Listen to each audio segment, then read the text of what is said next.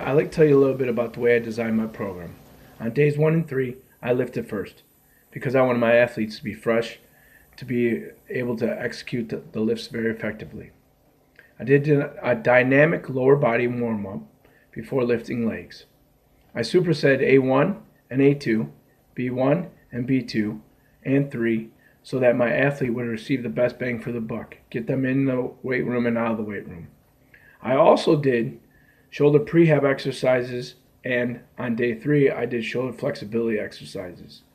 The reason for this is because I want to do prehab before rehab. I want to hopefully strengthen and create flexibility in the shoulder joint so that they're less likely to get injured. Again, it's sports, anything's possible.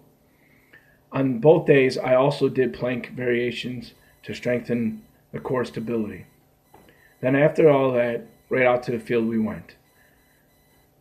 Up on the field, we did different variation of a dynamic warm-up because I'm preparing them for agility drills and change of direction drills to come. After the warm-up, I briefly went into a variation of running mechanics, teaching the athlete proper mechanics for running and sprinting. Then after that, I went right into agility drills. Once the agility drills were finished, I had an athlete's finisher that was for the day, and it was a short conditioning drill. The reason I chose this is because I want to basically tax the athlete as quick as possible, but also get them in cardiovascular shape. Once that drill is accomplished, I ended up having my athletes do static stretching with the bands, and then I had them call it the day. That was for day 1 and 3. Now on day 2 and 4, I performed a different variation, starting with a dynamic warm-up, then proceeding to speed mechanics drills before doing sprint work. Once those drills were done, I then did three plyometric exercises followed by a 10-yard sprint because I used the plyos as a loading, and then I used the sprint that followed as the go. So what I did was shock training. Shock training is where you load the muscle, then you explode the muscle. And that's the variation that I chose because it's very effective. And I want to get my athletes in and out. After the plyometrics and the sprints were done, I performed a 300 shuttle to improve the cardiovascular system.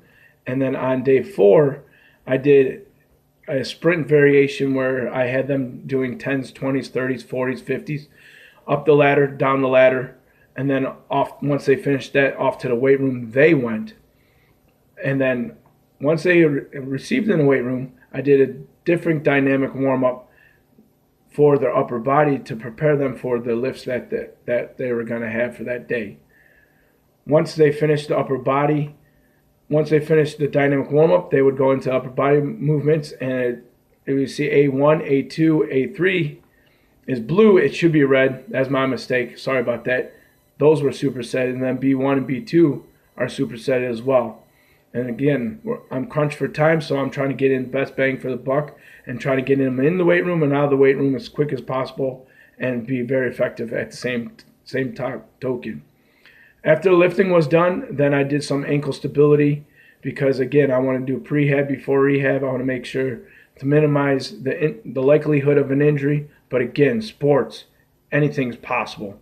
So with that being said, after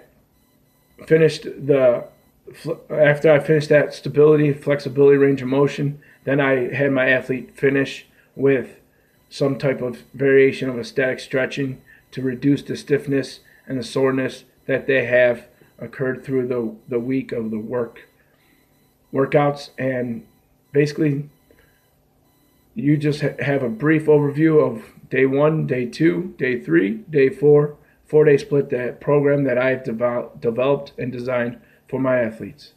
Any questions, feel free to ask.